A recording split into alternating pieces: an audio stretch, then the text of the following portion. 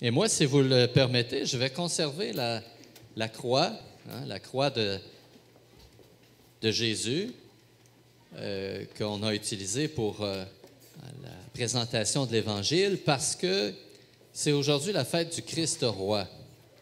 Et le symbole de la royauté du Christ, c'est la croix, justement. Ce n'est pas à ça qu'on pense en premier quand il est question de royauté. Vous savez comme moi qu'on vit dans une monarchie constitutionnelle ici. Vous savez ça, non? Oui. Eh, quel enthousiasme! La monarchie n'a pas l'air à vous dire grand-chose ce matin, hein? La photo de la reine, on aime ça l'avoir dans nos poches, ça c'est certain. Je ne suis pas certain qu'il y en a plusieurs qui l'ont dans leur maison, hein? Non. Pourtant, voyez-vous, je vois un peu votre indifférence par rapport à la monarchie. Je ne suis pas là pour discuter de sa pertinence, mais simplement pour vous souligner le fait que c'est un peu étrange que vous soyez indifférent.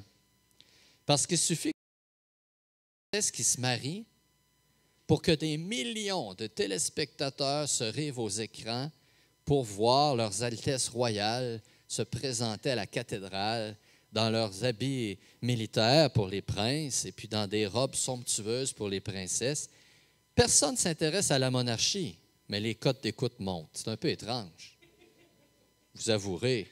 Hein? Il s'agit qu'un membre de la famille royale fasse une frasque pour que tous les journaux en parlent. Et si les journaux en parlent, savez-vous ce que ça révèle, ça? C'est que les gens s'y intéressent. Sinon, ils n'en parleraient pas.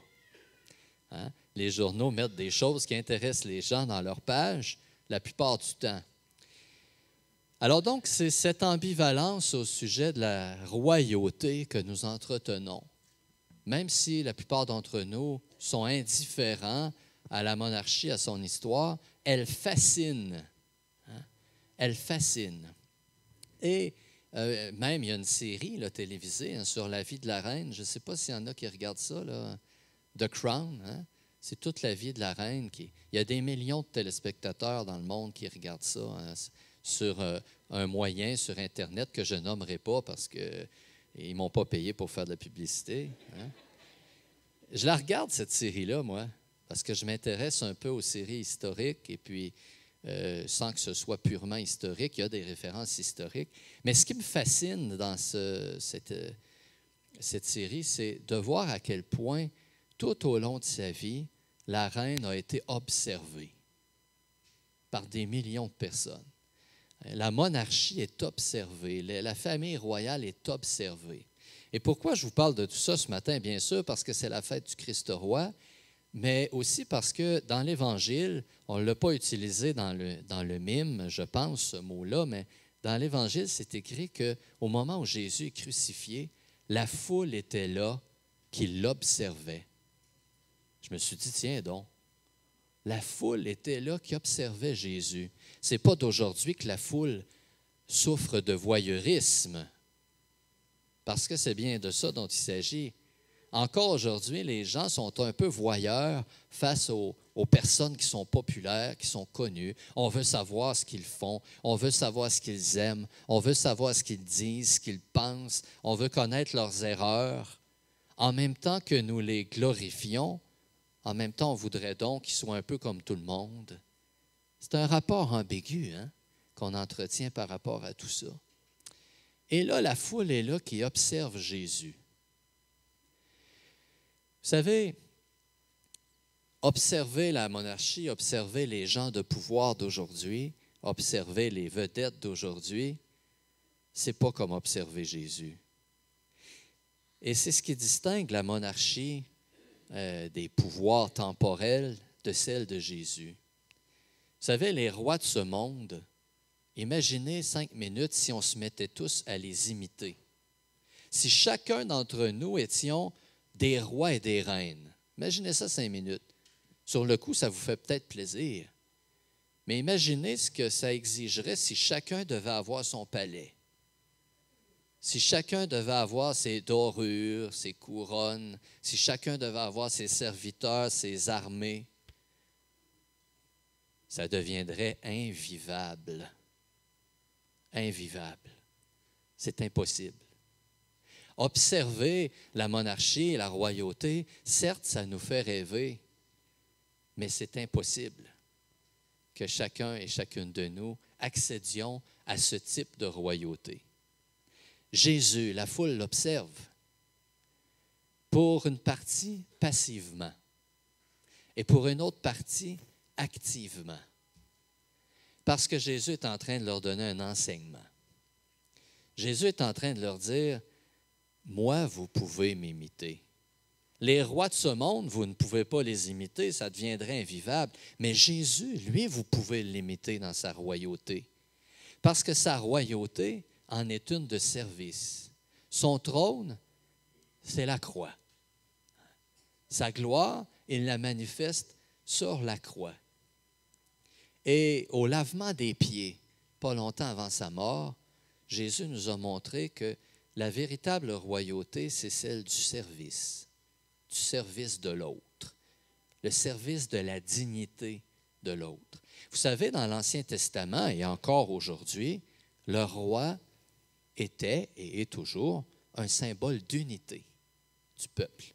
Le roi rassemble. Quand on voit la figure du roi, on l'associe immédiatement à un pays, à un territoire. Et souvent, les rois font l'unité par leur puissance militaire ou économique. Jésus, lui, est venu faire l'unité, mais pas par la force, pas par les armées, pas par sa puissance économique. Il est venu faire l'unité en nous montrant que le monde peut changer si on se met au service les uns des autres, si on emprunte la voie du don de soi. C'est ça que son trône, la croix, nous enseigne. La voie du don de soi.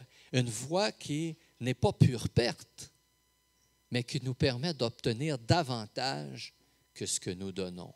Quand on donne le dernier mot à l'amour, quand on s'engage à la suite du Christ sur la voie du don de soi, selon nos possibilités, selon nos capacités, selon notre vocation, eh bien, la vie jaillit, la vie triomphe et le règne de Dieu s'établit. Non pas par la force, mais par l'adhésion des cœurs. Le Christ, sur son trône, la croix, nous a apporté le salut.